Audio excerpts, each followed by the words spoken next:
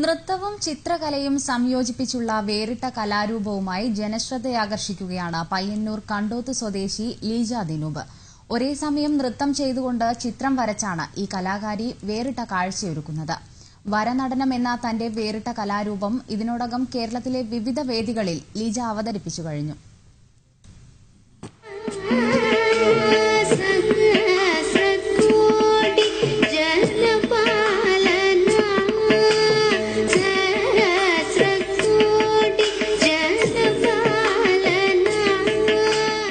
മാധുര്യമാർന്ന classical സംഗീതത്തിനൊപ്പം മനോഹരമായി ചുവടുകൾ വച്ചാണ് ഈ കലാകാരി ക്യാൻവാസിൽ നിറങ്ങൾ ചാലിക്കുക.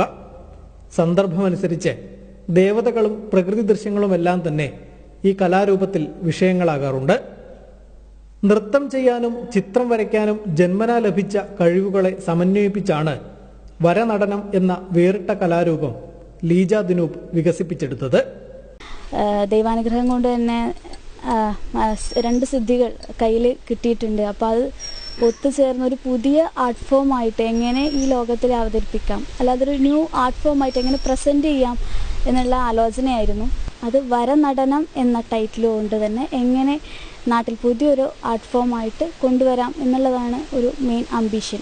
ഏതാണ്ട് അരമണിക്കൂറോളം നീളുന്ന നൃത്തം അവസാനിക്കുമ്പോഴേക്കും ചിത്രവും പൂർണ്ണമായിട്ടുണ്ടാകും.